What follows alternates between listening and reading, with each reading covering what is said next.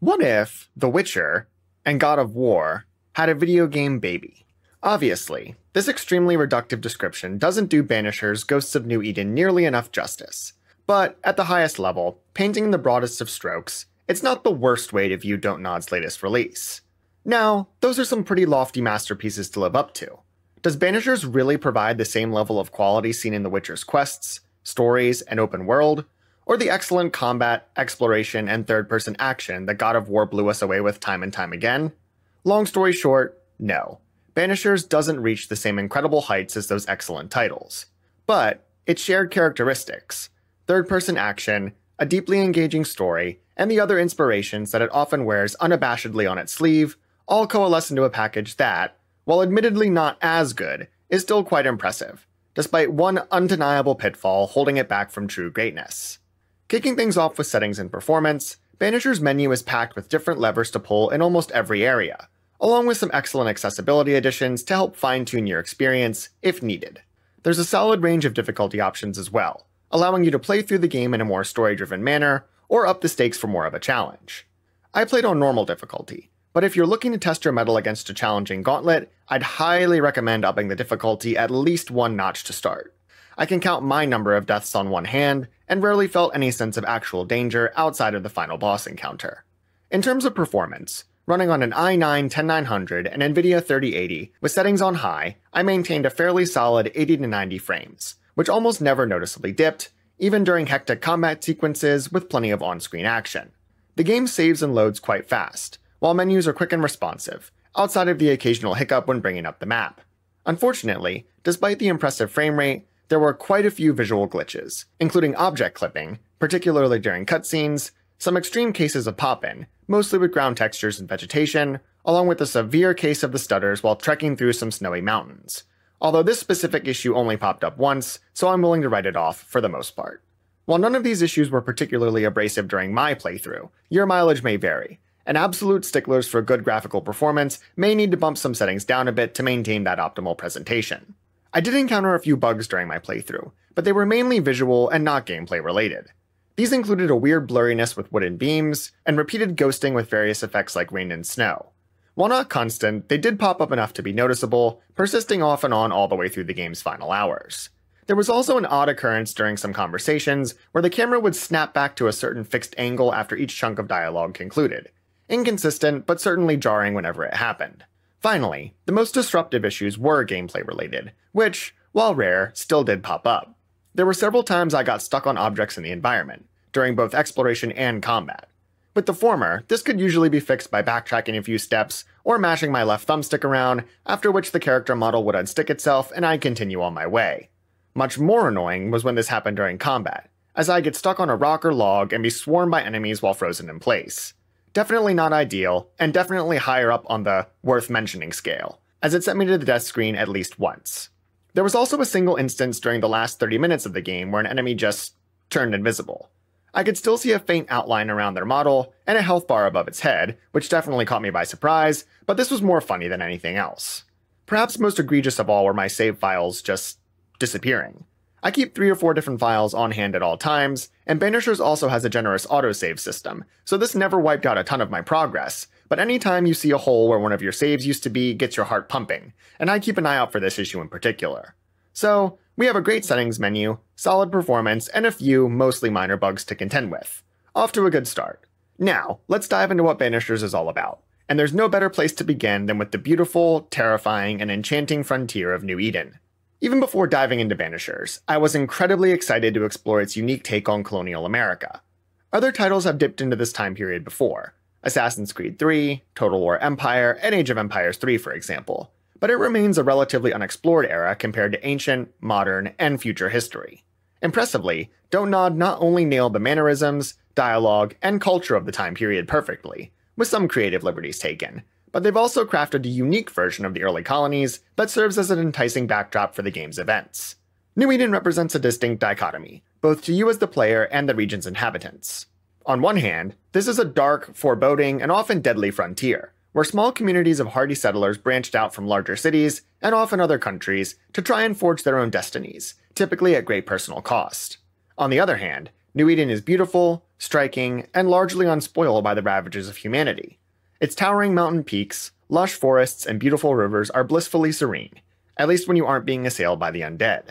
This take on early America is truly impressive, and it's quite easy to imagine actual colonists being frightened by the idea of ghosts and monsters waiting for them in the unexplored frontier. Ideas that, at the time, would have seemed very real. Don't Nod has not only constructed a novel world to explore, but stuffed it full of intricate details and world building that elevate the setting even further. Magic does exist in Banishers, but it isn't all sunshines and rainbows. Using these mystical powers comes at a cost, namely the disfiguration and eventual decay of one's body, something the rings worn by Banishers help to negate, whereas the witches of New Eden aren't so lucky, sporting dark black fingers as evidence of their work. Woven amongst these threads of magic are the threads of religion, a constant presence and often a major source of tension for New Eden's inhabitants, much as it would have been in 17th century America.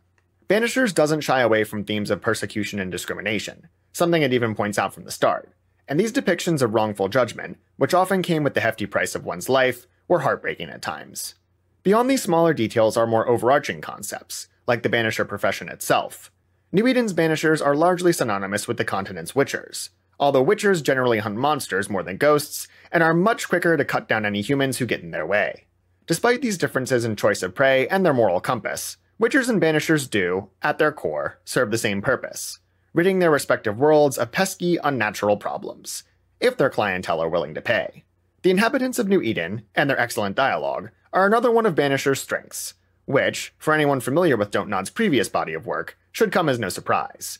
Each resident feels unique, even those with whom you might only interact with in the smallest of ways. Whether handing out quests, doling out new gear, or simply shooting the shit as you romp through a settlement, each NPC feels like their own person, not some copy and pasted robot slapped into a town or camp to make it seem more lively. This dynamic is further supported by the smaller number of characters you'll meet compared to some other open world-esque adventures. This might make other games feel lifeless and deserted, but in Banishers it strikes the perfect balance, where small bands of hardy adventurers are carving out a life on the fringes of the known world.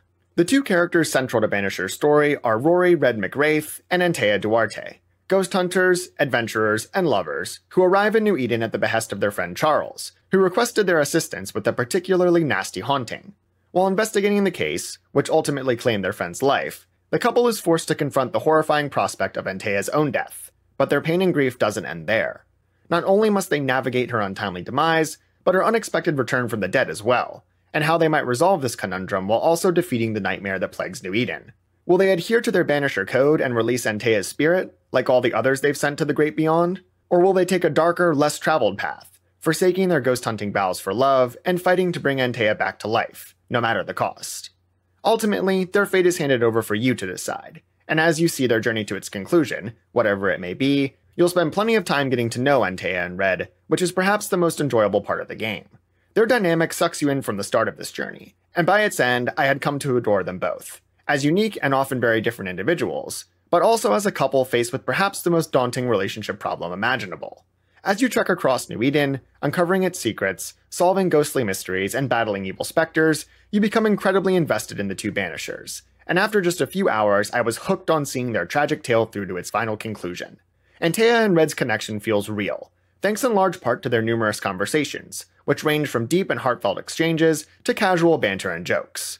Some of their back and forth does grate on you after a while, as the same lines are repeated many times over, but it's nowhere near as bad as some other games, whose characters spout dialogue ad nauseum at an annoying clip to boot. Despite being an incredible team, like every couple in real life, Antea and Red argue and fight, yet another reason their relationship feels so genuine. As the story heads towards its conclusion, they're forced to confront the grim reality of losing each other for good, and how neither of them are truly ready to face the gaping hole left by this absence. Hearing them snap at each other in frustration as their nerves unraveled was genuinely disconcerting, and felt like watching two of your good friends bicker as you're uncomfortably caught in the middle. It's really no wonder their relationship becomes strained, as they, and by extension you, are forced to ponder some incredibly complex questions about life, death, and just how far you'd go for the sake of your loved ones. Both protagonists turn in excellent performances, ranging from solemn exchanges of love to vengeful tirades against some of New Eden's inhabitants, and plenty of emotional exchanges, including an ending that even brought a tear to my eye. The game's cast of side characters is also packed with strong showings. Antea and Red will meet witches, ghosts, holy men, and demons, along with a slew of other memorable individuals, each of which are a joy to interact with. And not only do they play their parts to perfection, but they look and sound incredible while doing so. When it comes to the sights and sounds of Banishers, there's no denying that this is a really, really good looking video game. From characters and enemy models, to gameplay spaces, to items and gear, each pixel has been crafted with exceptional attention to detail. As you brave New Eden's inclement weather, Red's appearance will change to match the current precipitation, with raindrops streaking down his face and snowflakes encrusting his beard, hair, and clothing. Antea, being a ghost and all, is immune to the rain and cold, but her model is no less striking, and the immaterial streams of cloud wafting off her emanate ethereal beauty each time she appears on screen. Like its characters, Banisher's environments have also been crafted with impressive skill, and there are some truly breathtaking play spaces scattered throughout. Strangely, the game struggled noticeably with its lip syncing at times, ranging from somewhat okay to downright rough, and this was even more off-putting when the characters themselves look so damn good. If Dontnod can improve this in a future patch, it would elevate the game's looks even further, especially considering how much you'll be staring at people's lips during its many lines of dialogue. My last gripe with visuals relates to Banisher's UI. While the theme and design of its menus and notifications are perfectly fine, these prompts seem to linger on screen just a little too long, clogging things up while I waited for them to finally disappear. The game's audio design is also solid, although admittedly not on par with its high visual quality. The ambient music is perfect, managing to convey mystery and danger while also subtly encouraging you to see what's around the next bend. Banisher's soundtrack is also full of solid tunes, but they came across a bit muted and could have used more elevation during key moments to deepen their emotional impact even further. The combat soundscape was even more of a mixed bag, with some cues like the sound of Red's rifle or Antea's abilities landing perfectly, while others like the impact of your sword and enemy attacks left a lot to be desired. Fortunately, Banisher's voice acting more than carries the day, with Russ Bane and Emeka Okafor turning in undeniably excellent performances as Red and Antea, along with the rest of the cast putting on their own powerful shows, both major and minor characters alike. The game's crying also stood out, which may sound strange, but this was some of the most convincing I've ever heard in the video game medium. There were one or two times listening to someone sob almost got me choked up, and I gotta hand out credit where it's due for some strong acting that really pulls on your heartstrings. Now, we finally reach the most complicated yet important part of this review, and what will likely make or break Banishers as a worthwhile experience: its gameplay. Banisher's gameplay is primarily focused on exploration and combat, with several secondary systems underpinning these two core components. A brief 2-hour prologue gives you a taste of these systems: combat, exploration, hauntings, rituals, and boss fights, while simultaneously setting the stage for the overarching story. God of War fans, and fans of third-person action exploration games in general, will quite often see similarities between the two worn plainly on Banisher's sleeve. You'll climb up and down plenty of cliffs, press through tight passageways that separate different play spaces, and travel through the void, quite similar to Mystic Gateways from Sony Santa Monica's titles, but with some extra steps.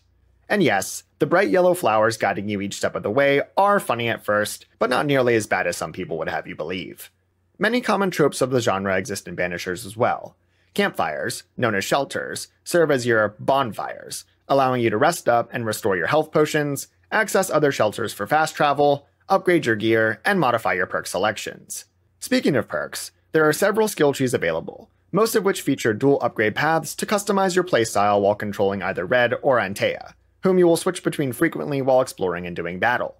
Red's upgrades require your typical skill points, unlocked by gaining XP, while beefing up Antea costs you essence, which can only be obtained by completing haunting cases scattered across the map. These trees grow in complexity as more are introduced, and you'll need plenty of level ups and haunting cases under your belt to unlock everything on offer. All 5 trees offer mostly meaningful bonuses, trade-offs, and abilities for both characters, allowing you to tailor your playstyle accordingly. Some may opt for a glass cannon approach, buffing your damage output while receiving more damage in return.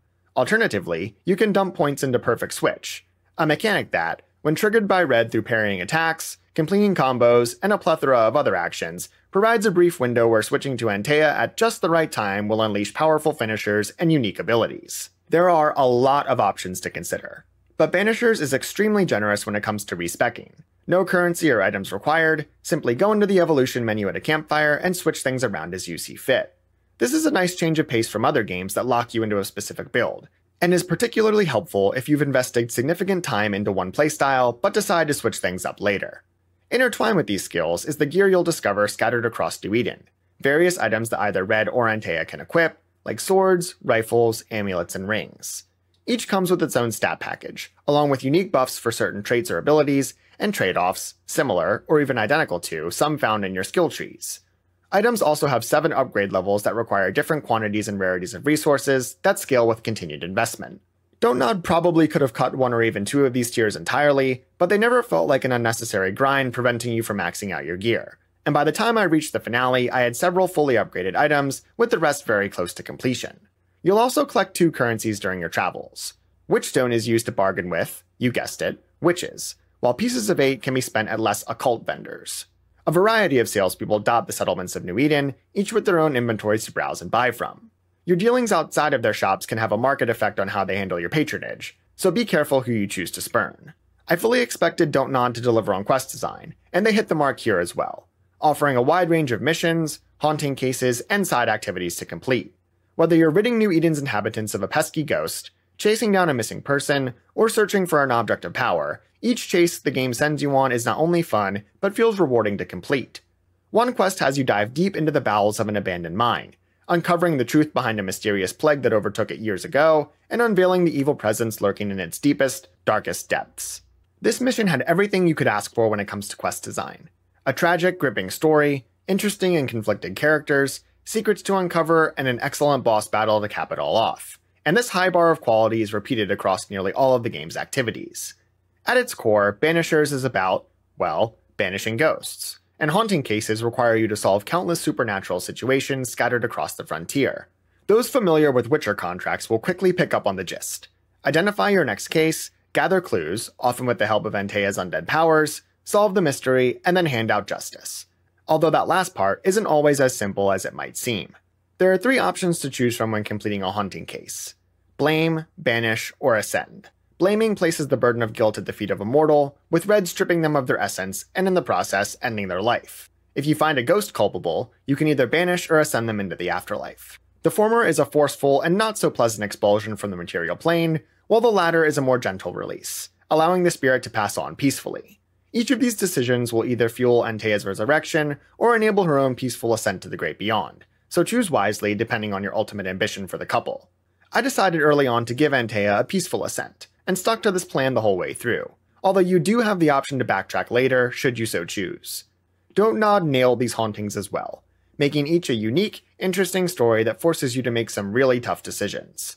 I finally blamed my first settler about 25 hours in, and wasn't sure how to feel as I stared at his lifeless body lying on the floor.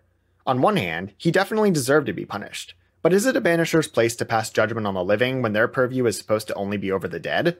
If this were The Witcher, my version of Geralt would have cut him down without a second thought, but the same rules don't apply in New Eden, and for that reason, I actually reloaded a previous save and spared him instead, unable to end his life even if he deserved no such mercy.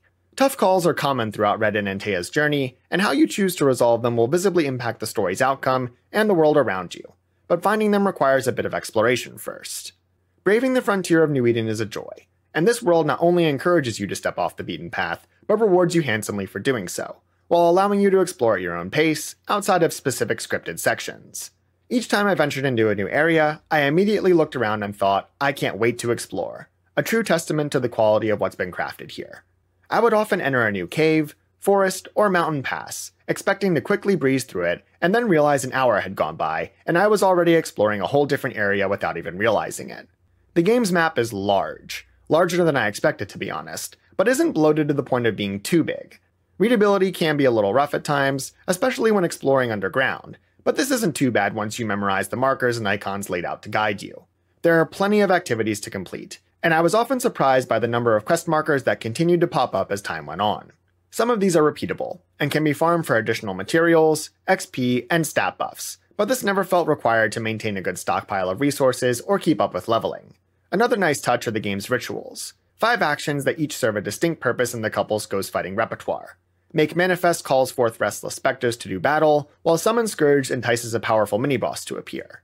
Each ceremony requires its own resources as well, including quest-specific items in some cases, which facilitate unique events like summoning a particular ghost or boss you need to defeat.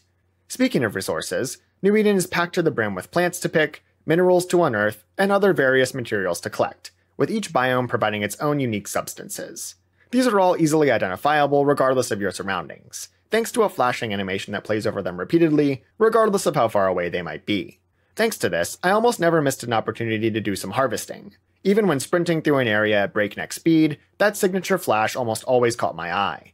These resources are also required for upgrading your gear, but I only ever found myself lacking materials late in the game, when the rarest of items were required.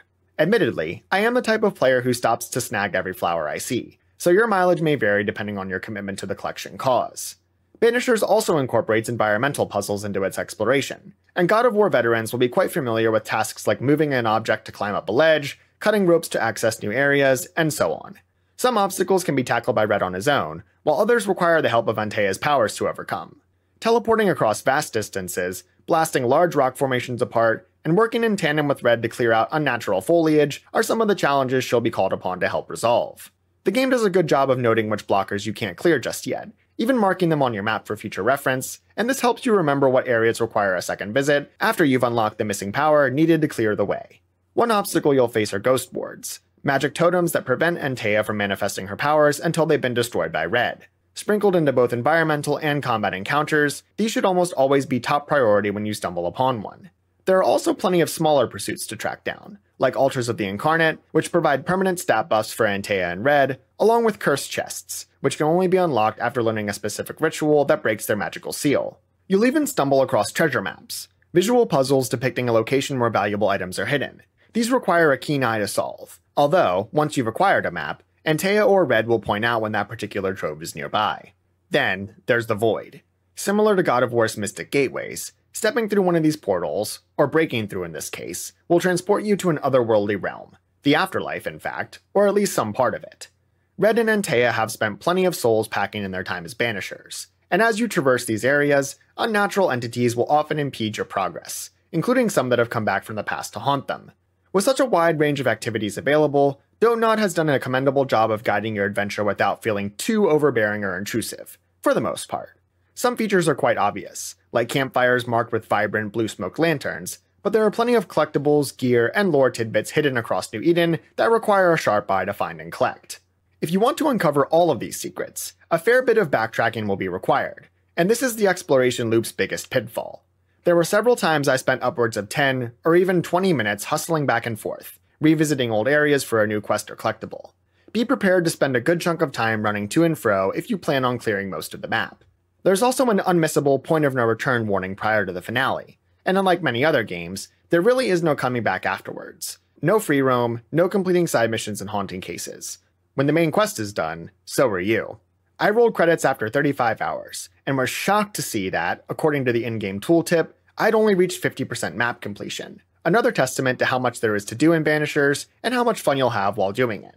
Despite this world being such a treat to explore, the combat you'll partake in while doing so is most certainly not.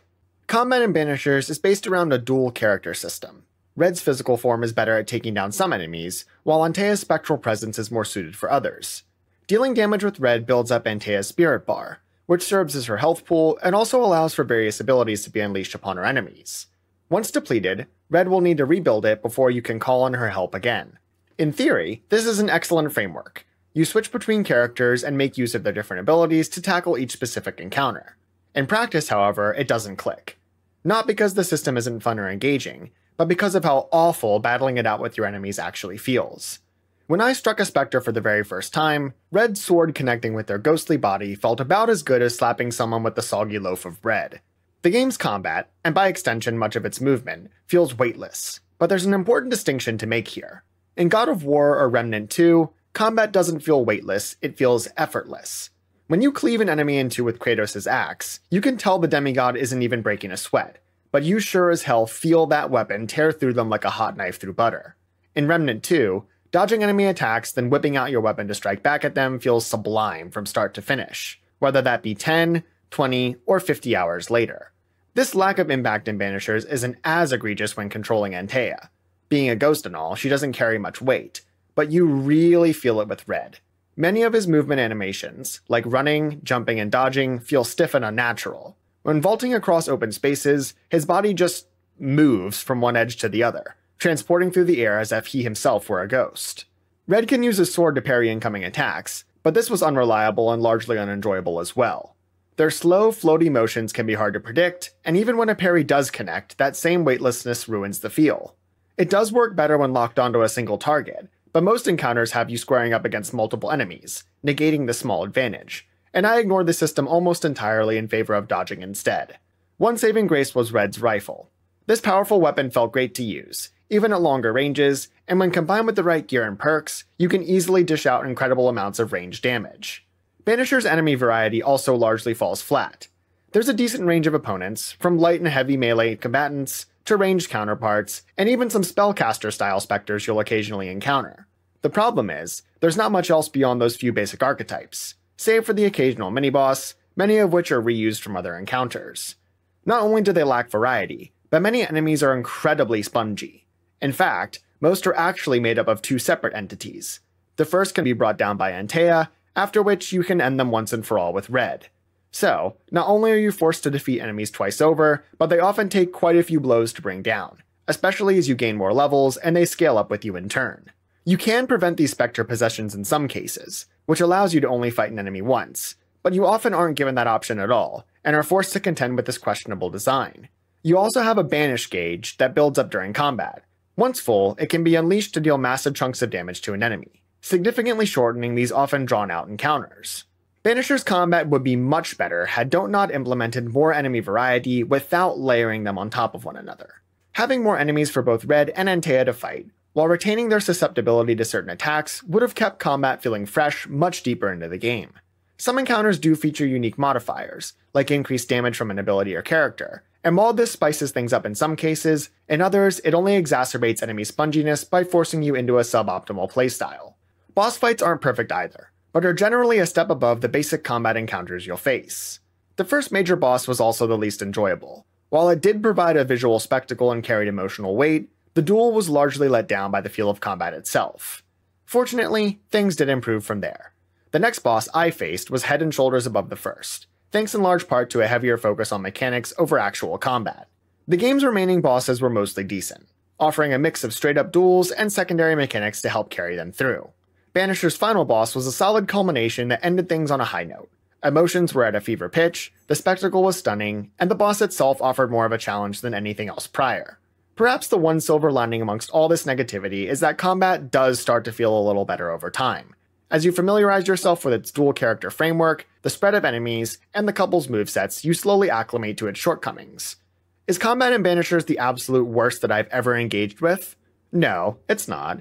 But the core issues that stretch from hour 1 all the way through its final moments stand out much more when framed against the excellence on display across the rest of the game. For the first half of my playthrough, I was fairly convinced that, despite loving most of what Banishers had to offer, I couldn't in good conscience recommend picking it up. If the experience involved less combat, and was perhaps focused solely on the investigative aspect of its haunting cases, would I then feel comfortable advocating for it, especially at a AA price of $50 US? My thoughts remain conflicted. On one hand, this world and its characters, story, and other supporting systems were excellent, but I couldn't shake the feeling that poor combat design held it back just a little too far. But, as I approached the ending, my mentality began to shift. The story had me hooked, Antea and Red's dynamic continued to impress, and the more time I spent in this world, the more I began to doubt my previous assessment. As the credits rolled, and I thought back on my adventure in totality, a final judgment was clear. Banishers is a game worth experiencing, but only if you can stomach its lackluster combat. Much of your time will be spent traversing New Eden, conversing with its denizens, and uncovering its many secrets. But there's more than enough combat involved that, if you're looking for a combat loop to fall in love with and carry you through potentially 50+ hours of gameplay, there's a very good chance that Banishers isn't for you. But, if you fall anywhere else on that spectrum, a fan of third-person action games who can live without perfect combat, an enjoyer of Don't previous work, or someone with a chunk of time to kill and an itch to try something new, Antea and Red's story is absolutely worth experiencing, and I can wholeheartedly recommend Banishers as a game that will meet those expectations and more. I also hope this franchise lives on in some shape or form. I'm not quite sure how Don't could swing the dual protagonist hook again, but if they can figure that out and improve the feel of combat, a sequel could elevate this IP from a great game missing one key piece into a truly exceptional experience. And that's exactly what I hope to see in the future. Thanks for watching. If you enjoyed this video, make sure to like and subscribe for more gaming content, and let me know your thoughts on Banishers, Ghosts of New Eden in the comments below. You're a real one and I appreciate you. Catch you later, homies.